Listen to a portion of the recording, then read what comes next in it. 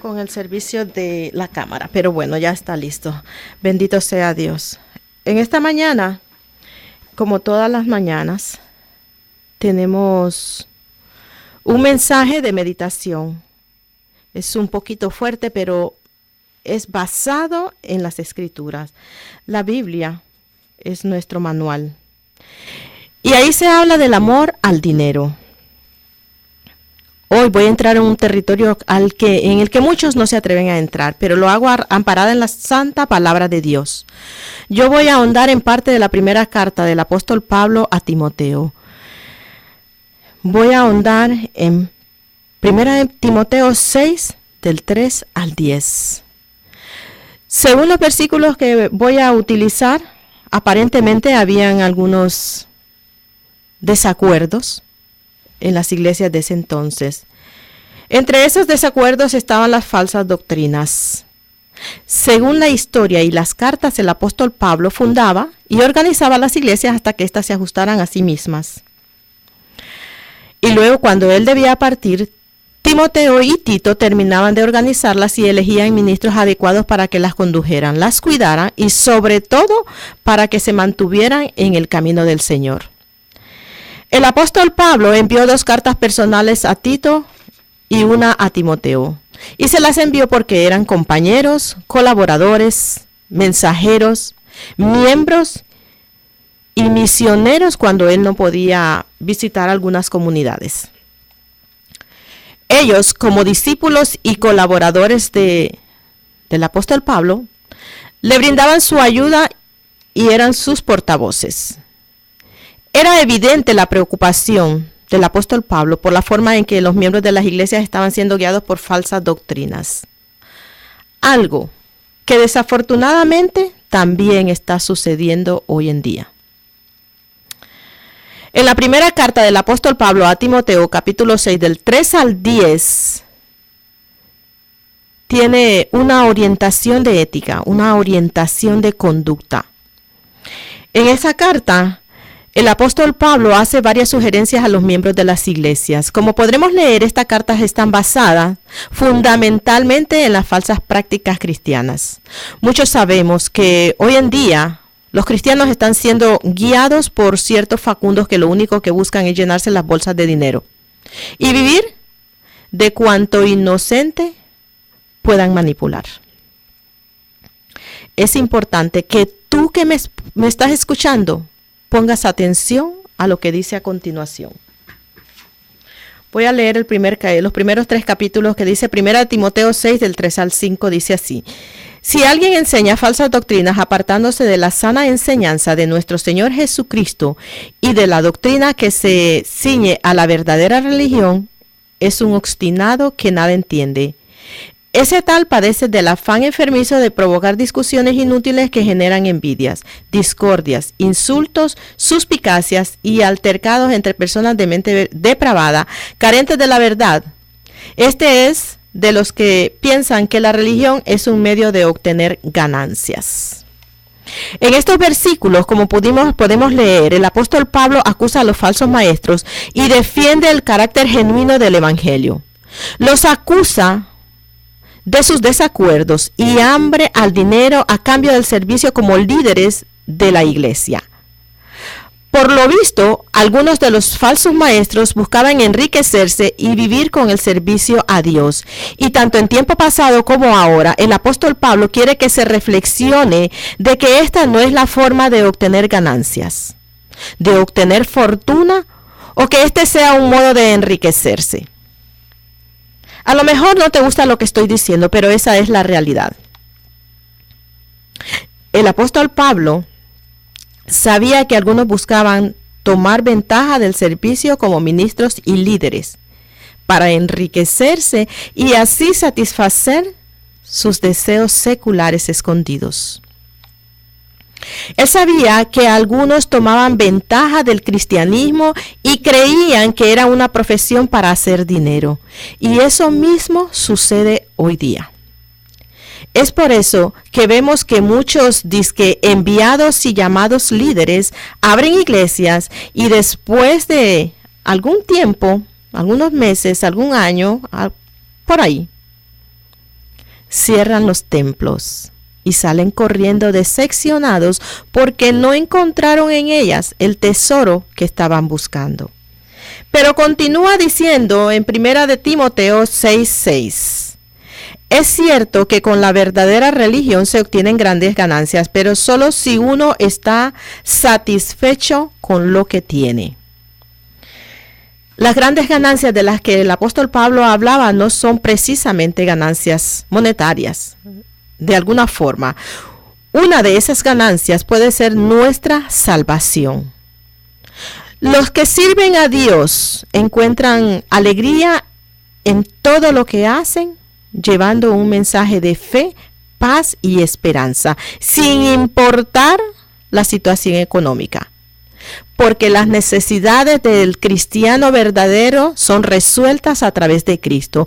Es por eso que todo buen líder debe saber el secreto del contentamiento en cada circunstancia y no servir a Dios por razones financieras. Ahora bien, sigue diciendo en 1 de Timoteo 6, 7 y 8. Porque nada trajimos a este mundo y nada podemos llevarnos. Así que si tenemos ropa y comida, contentémonos con eso. Muy sencillo cuando lo razonamos desde el punto de vista bíblico. Cuando nacemos, nada traemos. Llegamos a este mundo desnudos, así que nada nos podemos llevar. Todo, absolutamente todo, se nos queda aquí. Nada nos podemos llevar, porque es que todo le pertenece a Dios. Todo lo que logramos es por la gracia de Dios. Así que como Él es el dueño de todo, puede quitárnoslo cuando le dé la gana. ¿De qué sirve afanarnos tanto? Vaciando la bolsa de los hermanitos. Dice la Biblia que si tenemos ropa y comida, que nos contentemos con eso. Como quien dice, lo demás es ganancia. Así que si no logramos enriquecernos, o si perdemos lo que tenemos, pensemos que más pobres de lo que llegamos a este mundo no podremos estar. Todos nos afanamos de alguna forma. Yo no creo que haya un ser humano que no quiera tener comodidades, vivir bien, poder viajar y hacer muchas cosas. Pero lo malo es querer vivir descaradamente de los demás. Y eso es lo que está diciendo el apóstol Pablo en su carta. Y eso es lo que están haciendo muchos ministros o servidores de Dios hoy día. Es horrible escuchar hablar a estos tipos en un púlpito. Lo único que hacen es hablar de dinero, de los diezmos y las ofrendas. Es terrible cómo manipulan a muchos insensatos que creen que porque no les den lo que les pidan, hacen mal. Mal estás haciendo tú, manteniendo a un holgazán mientras tú dejas de cubrir tus necesidades. Yo estuve en un servicio, en una iglesia, que lo que yo quería era salir corriendo, porque aquel tipo, desgraciadamente, que dice que lo habían traído porque era un tipo muy especial para predicar, lo único que predicó fue el del dinero, del diezmo, cuánto recogió en mi país. Y de una forma casi burlona dijo, yo miraba como las pobres señoras se sacaban el dinero hasta del brasier, porque en ese país todavía hay mucha gente muy humilde que todavía cargan su dinero en el brasier. Y lo sacaban y lo daban hasta el último centavo para la obra. Pero para la obra de él, porque habló de todos los lujos que se dio, de las comidas que se dio, de los restaurantes finos donde estuvo y el hotel fino donde estaba. Daba vergüenza que el tipo, como empezó a pedir en ese mismo servicio donde yo estaba escuchando, pidiendo ofrendas de $1,000. Empezó con $1,000. Y le decía a la gente que si no tenía en ese momento que le dieran un cheque postdatado. Daba vergüenza, de verdad que sí. Pero ahora continúa diciendo en 1 de Timoteo 6:9. Los que quieren enriquecerse caen en la tentación y se vuelven esclavos de sus muchos deseos. Estos afanes insensatos y dañinos hunden a la gente en la ruina y en la destrucción. Lógicamente, el apóstol Pablo estaba hablando de los que quieren hacer dinero con las cosas de Dios. No está hablando de la gente que tiene dinero en general. No nos confundamos, que no somos locos. Dios mismo nos bendice de gran manera. Es más, yo siempre estoy esperando cosas buenas, grandes bendiciones de Dios. Para Dios no está malo tener dinero y comodidades. El problema es cuando lo obtenemos con esa hambre y esa pasión insaciable por el dinero. Dense cuenta como muchos acomodan las prédicas de forma que les conviene para manipular a la gente. Y sobre todo a la gente humilde y muchas personas también que no estudian las escrituras. Y todo lo que les dicen está bien. Y a todos le dicen amén. Pero vamos a terminar con el último capítulo de 1 de Timoteo 6:10 que dice así: porque el amor al dinero es la raíz de toda clase de males. Por codiciarlos, algunos se han desviado de la fe y se han causado muchos sinsabores. ¿Qué sucede? Cuando nosotros tenemos tanta hambre por el dinero, el mismo enemigo pone el anzuelo de acuerdo a nuestra hambre y sabe qué profundo podemos llegar detrás del dinero. ¿Cuánto apego tenemos por esa plática? Es por eso que el apóstol Pablo en esta carta que le envió a Timoteo nos advierte de la codicia y lujuria por el dinero.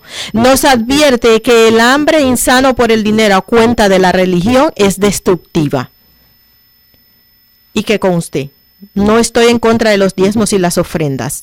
Lo que yo en sí personalmente estoy en desacuerdo es que la gente viva de mis diezmos y mis ofrendas, porque se supone que los diezmos y las ofrendas son para trabajar en el evangelio, para llevar el mensaje de Dios, no para pagarle lujos a nadie.